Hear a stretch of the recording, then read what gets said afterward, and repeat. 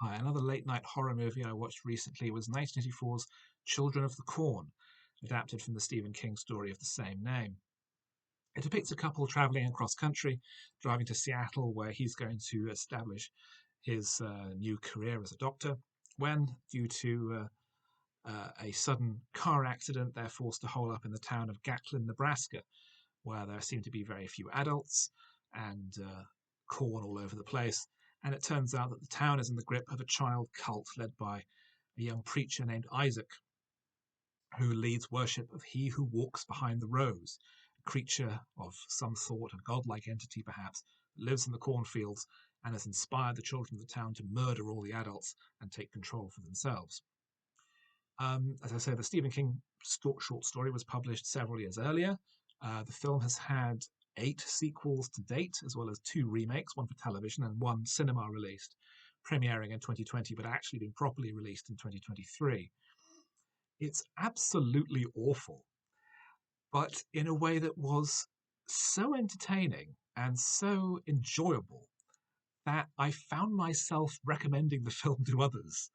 Um, the basic concept is interesting, but the amount of plot that's present is so thin that I found myself thinking as I was watching the movie how easy it would be to cut at least half an hour's worth of material, bringing it to under an hour and potentially an episode of some Alfred Hitchcock Presents style anthology of a couple stumbling across a town full of horrors.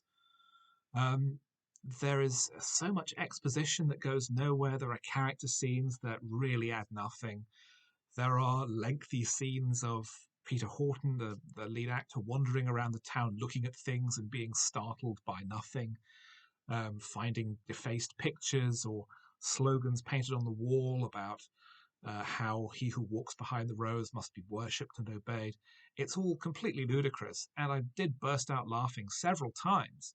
Um, there's a scene where he and his wife, being played by Linda Hamilton, are being chased through town, and one of the teenagers runs towards them, roaring at the top of his voice, which I found hysterically funny. There's a scene where he's stabbed in the chest, which he manages to shrug off completely, but then a few moments later bumps his head on the wall and it seemingly almost kills him.